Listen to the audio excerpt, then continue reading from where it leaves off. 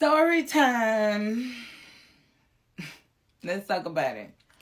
So, for the last 4 months of my life, people, I have been in the most, well, I could say one of the most trying times of my life. Everything that I knew, everything that was familiar to me has been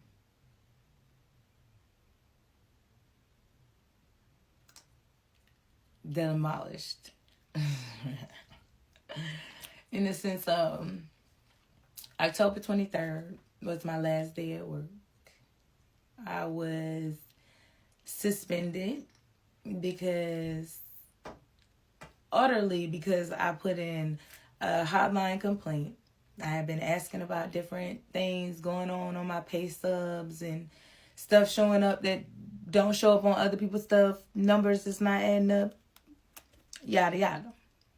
Had been asking for months. They didn't acknowledge my complaints or my concerns, so I put in 800 complaints at the number on the wall. The next Monday, I was told that the investigation was going on or whatever. The lady closed the investigation, stating that I needed to talk to my administrators. I again reached out to them. Still the same thing, no return to the calls, messages. They busy when I come to the office. Mind you, I work the weekend, so for me to come in there during the week was only surely to have a discussion. To no avail. I didn't get any resolve. I went back to go to work that following weekend and was told not to clock in because I was suspended pending investigation. The investigation was that I clocked out late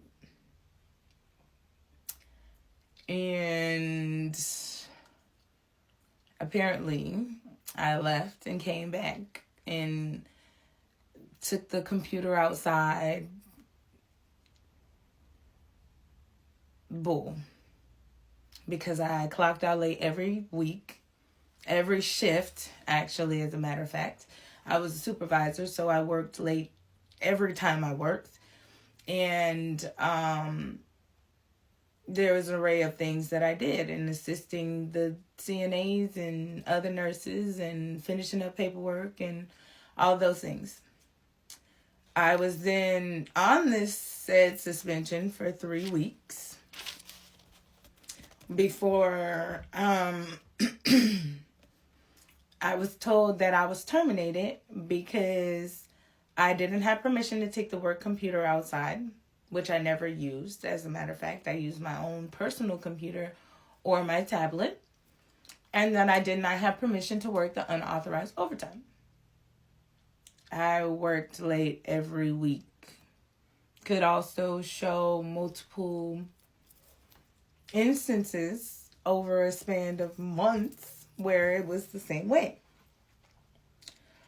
It all boiled down that there was a investigation at said facility, and they wanted me out of the way. So from that point, there has been numerous spiritual attacks and things happening because, as I said before, negative energy draws negative instances. So, the evil eye and the bad intentions and all the he say, she say gossip draws more negative.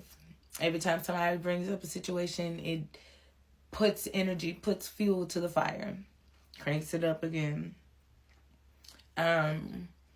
So in that way, we get into, I was getting married in November anyways. I'm good. I'm happy. I go get married and all that straight.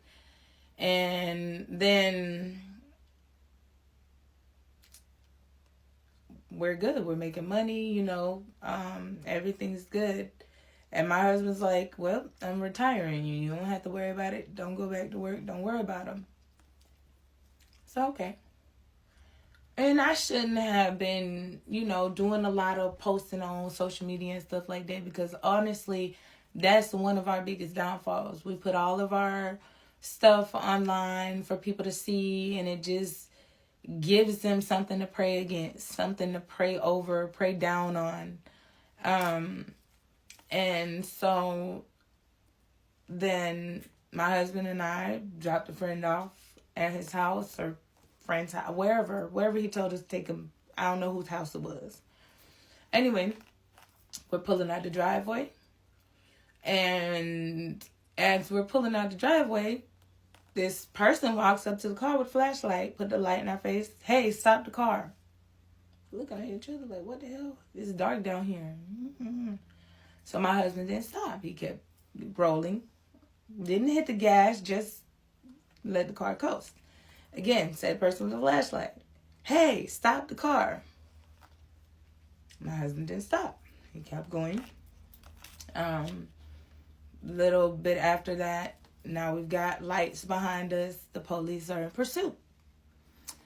Once he gets up underneath the street light, he put the brakes on to stop the car now that he could see. And they did a pit maneuver, hit my car, spun us around in the ditch, drew guns down on us, and told us to get out. Neither one of us had committed any crime, hadn't done anything, no disturbance in these people's neighborhood, no nothing. Now we're out of the car, handcuffed in the back seat, and, from that point, it is what it is. I'm not really going to get into the details after that point, but both of us went to jail. And then we were released, and now I can't practice. So it's like that's why I say the things that I knew to do, even though I'm not working at this particular job that I dedicated 5 years of my life to, 80 plus hour weeks sometimes, getting up out my sleep in the middle of the night to come and help. They had simply dismissed me because I was no longer of any need to them. And or I could be the person to sink the ship if I was asked the right questions by the right people. To tell about all the things that they know was wrong. But getting out of that to get into regardless of what the situation looks like, God has a way of prevailing. He knows why he did what he did. He knows why things are the way that they are, and sometimes we don't understand them. But it's not always for us to understand, because sometimes we have to be put in a place where we are forced to do what he wants us to do, not what we want to do, not what's familiar to us, not what's comfortable for us, not what is easy, because it's 1, 2, 3. He has a design for us, a mission for us, a plan for us that's higher than anything that we could have imagined. You want me to do that? You want me to be that person? You want me to... And it makes us nervous. It makes us worry. It makes us anxious. I know it does me. I can't talk for nobody else's situation, but I could talk for myself. But I know that nothing from nothing leaves nothing. You got to go through things to get things. And I also know that he'll allow no harm to come to me. Saying that to say that no matter what I'm going through, no matter what the situation looks like, God is going to always prevail. All it takes is for us to be persistent, be resilient, don't give up.